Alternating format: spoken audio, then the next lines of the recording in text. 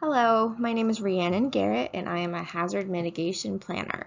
I will be sharing my recommendations for mitigation strategies against riverine flooding in Northeast Washington, D.C. The specific area we will be discussing is the Ward 7 Mayfair neighborhood, marked here by the blue arrow. The Mayfair Mansions apartments make up a very large 571-unit complex housing thousands of residents. The complex is divided into 3 parcels, and this presentation is directed to each of these respective owners. The complex is located along the Anacostia River to the west and the Whites Branch tributary to the northeast. It is listed on the National Register of Historic Places and is a cultural landmark, as it was one of the nation's first private housing developments for African Americans. The majority of residents experience extreme social vulnerability. The household median income is $22,813.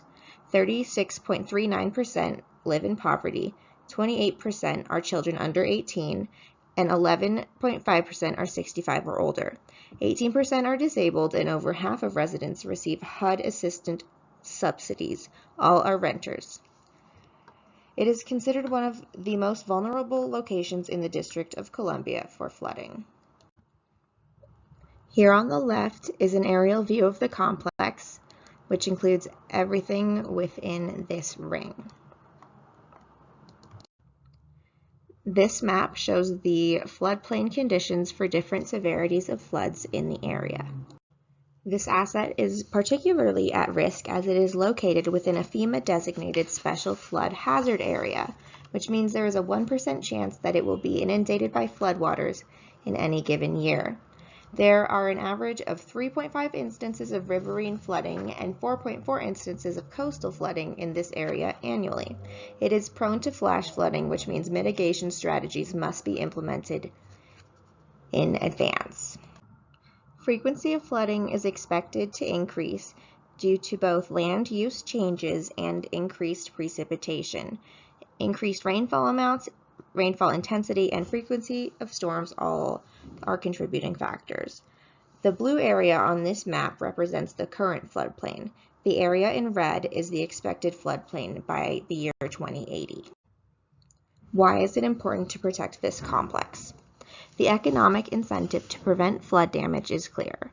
The entire complex is valued at approximately $89 million when combining the valuations of the 3 parcels. Damage to the buildings could result in the displacement of thousands of people who depend on it for shelter.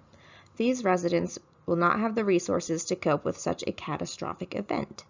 Finally, its status as a protected historical building and its cultural significance to the community should be respected. Now I will present several options for mitigation strategies. The first of which is non-structural flood retrofitting, meaning changes to buildings that are designed to reduce flood damage.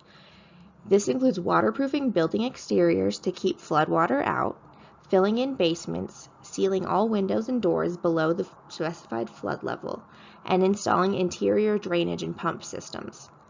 The installation of specialized flood-proof doors, which are watertight and resistant to hydrostatic force, is a passive dry flood-proofing option. Sidewalk and pavement restoration can bolster the effectiveness of the previous options. Next, elevating utilities such as electrical boxes, water heaters, and AC units is highly recommended. This fairly simple measure can prevent much more costly utility repairs. Next, it is imperative to update flood insurance policies. I also recommend working with government agencies to acquire funding. Grants are available to private property owners as a way to offset installation costs for retrofitting.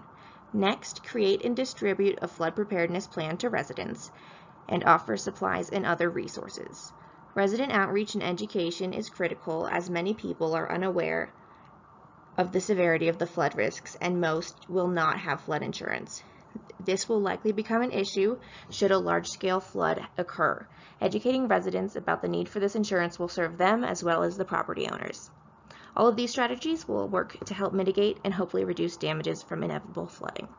Thank you for your time and consideration on my proposal.